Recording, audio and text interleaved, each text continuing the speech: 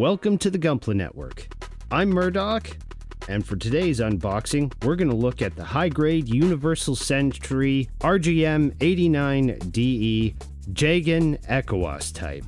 But before we pop this thing open any further, we got to talk about our sponsor.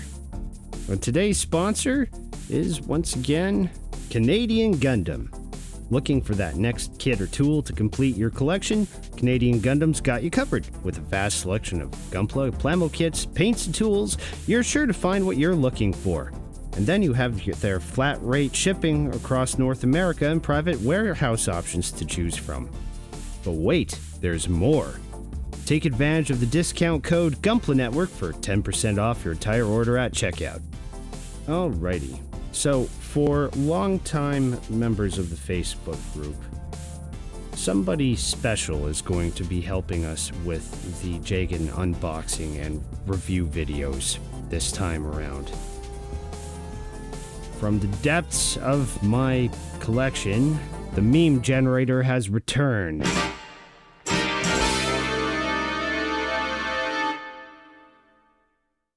Okay, Carl, enough trying to pose and look like a cool guy. But yes, Gustav Karl is back, and he's the helper this time around, because contemporary machine. Alright, here we go. Let's get into it. As you probably noticed, we've had the box art going on for a little while now.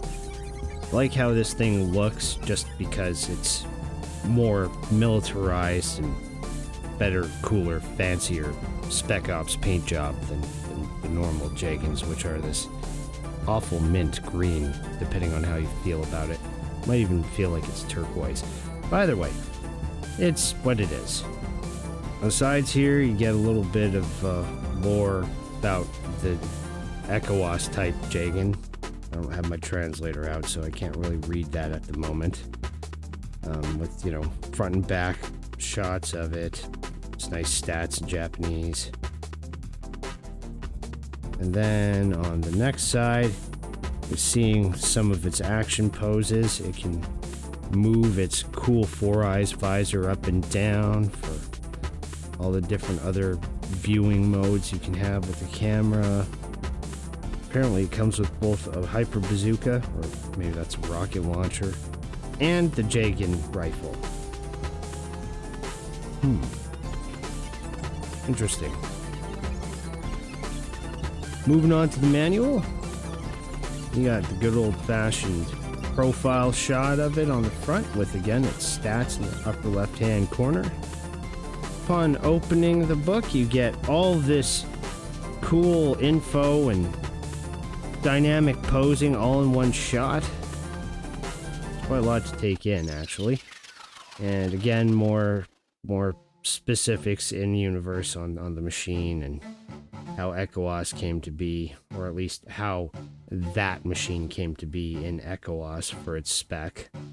And then we got the rear cover here with more shots on posing, where some of the clear stickers go, and yeah, any painting corrections you may want to do for yourself, and some showing of where its range of motion is. We're gonna, not that I don't believe it, but we'll put that to the test when I have the thing built. As for the instructions, it's pretty straightforward. Kind of feels like well, I haven't built an actual Jegan yet. I have a Jesta, or what's left of them. I parted them out for other projects. And Carl there. And Carl was a different animal altogether, but a lot of this is fairly similar. The head's actually a little bit more complicated than I would have thought. That's a good thing. And then we've got, the usual. What parts aren't going to be used that are included on the runners because, well, cheaper to mass produce the same parts where they can, right? And then, continuing on from the previous shot here, we've got the rest of the instructions all the way to step 31. Not a whole lot there, to be honest. Alright, let's get to the runners. So we've got the A runner. It's got all of your, well, most of your different colored parts here. There's a lot of grays and some, if you can call that yellow, and some closer to blacks on here too. And don't forget that visor in the clear pink. The B runner is most of your skin parts. Or I say skin, but outer body shell stuff.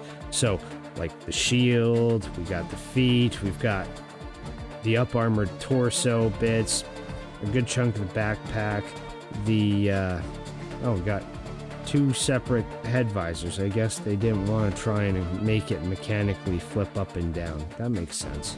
On the C runner, we've got more outer shell parts. We've got, let's see, the legs, the back, the shoulders, the waist, and the different head units based on whatever you're using for that effect. The D runners, these are your joints, basically. Your inner frame. That's why you get 2 of them, because, well, 2 arms and 2 legs, right? And 2 little extra widget things off of the backpack. And then you've got the E runner, which is basically your weapons, or at least the hyper bazooka. Or is it Jegan bazooka? I'm really gonna have to check that and bother to write that down later, so that when I get to editing, it'll just pop in and I'll correct myself there. And polycaps. This one's a little non-standard, actually. PC-132. You see this one on other kits as well, such as the Gustav Karl, I'm pretty sure, now that I think about it. Then when we get to the beam sabers, this is also interesting. You've got 2, but they're each at different lengths. I'm pretty sure there's a reason for that, but again, I have to read into that because I don't recall. And then, last but not least, stickers.